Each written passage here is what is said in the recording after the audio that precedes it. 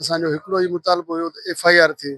हिननि चयो त असां सोचूं मोटी विया हलिया। हिन वक़्तु जेको आहे सो IG जी टीम आहे हिकिड़ी SSP जेकमाबाद राब्तो कयो आहे त असांखे मथां हुकुम आहे असां तव्हांजूं ॻाल्हियूं ॿुधणु अचूं पिया। पर ऐं उन टाइम ते असांजो जेको आहे चोथों मर्डर थी चुको आहे, जेको उन ॾींहुं हिन हादसे में अटैक में कोमा में हुयो, जंहिंजो हिन वक़्तु 2:30 बजे असांजो जनाज़ो आहे। हिन वक़्तु हिन क़ौम में ताव आहे, जॾहिं देरि कनि था ऐं जेको हाणे त असां सिधो सऊं सिटिंग MP खे मुलविस कयो आहे, छो त उन्हनि जी देरियुनि जे करे ही हेॾो वॾो असांजो माना 4 लाश असांजे घर में अची चुका आहिनि। जॾहिं देरि कंदा असांजो हिन एहतिजाज जो दाइरो वधंदो ऐं अॼु त पूरी सिंध बंदि थी आहे। असांजी क़ौमी हिसाब सां शरयतात जे तरफ़ां जेको आहे सो मीर पुरख़ास बंदि आहे ऐं सुभाणे जेको आहे सो मुंहिंजी पंहिंजी तंज़ीम सुन्नी सलामती पार्टी जे तरफ़ां रेलवे ट्रैक लुकमान फाटक ते धरणे जो ऐलान आहे। ऐं जेतिरो ई देरि कंदा हिननि जे लाइ नुक़सानकार आहे। असांजी ही क़ौम तड़पे पए थी, हिननि जे वार खे जूअं नथी लॻे।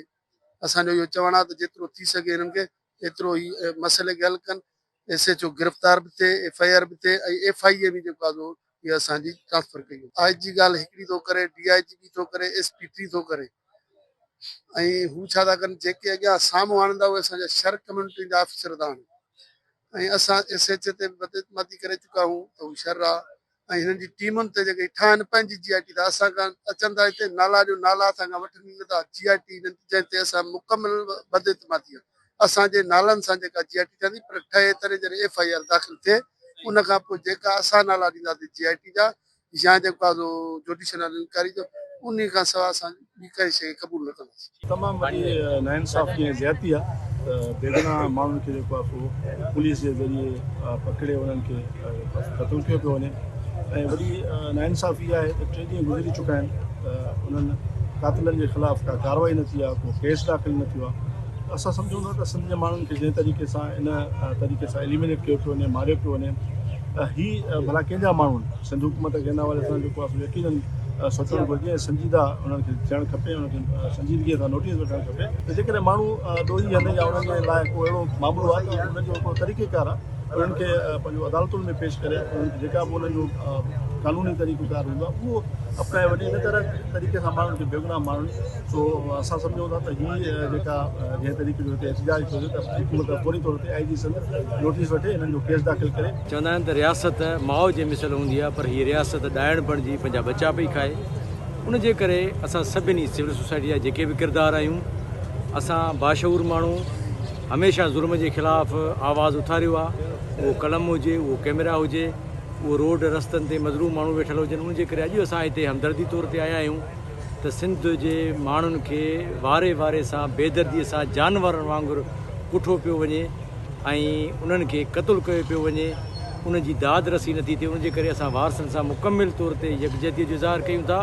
ऐं हिकु ॻाल्हि इहा बि कयां थो त हीअ को शर ख़ासि केली जमाली सईद जो मसइलो न आहे, सिंध जे नस्ल कुशीअ जो मसइलो आहे। उनजे करे मां सिंध जे शऊर खे, सिंध जे नौजवान खे अपील कंदुसि त अचो त जेकी सिंध हिकिड़ी जन्नत मिसल हुई उनखे जनम बणायो वियो आहे, उन सिंध खे मक़तल गाह बणायो वियो आहे, उन सिंध खे रतो रत कयो वियो आहे, ज़ख़्मी कयो वियो आहे, सिंध जे नौजवाननि खे मारियो पियो वञे। उनजे करे असांजो मुतालबो आहे त हिन मैटर जी साफ़ ऐं शफ़ाफ़ जांच कराए इन क़ातिल SHO ऐं उन्हनि जे सहूलियतकारनि ते केस दाख़िल करे इन सां इंसाफ़ फ़राहम कयो। जेकॾहिं हिन धरणे ते हिननि एक्शन न कयो ऐं हिन ते अमल नथा कराइनि त पोइ असां पोइ त मजबूरी आहे। पोइ त जेकॾहिं हिननि को लीगली एक्शन वरितो त ठीकु आहे, न त पोइ त असां मजबूर आहियूं न।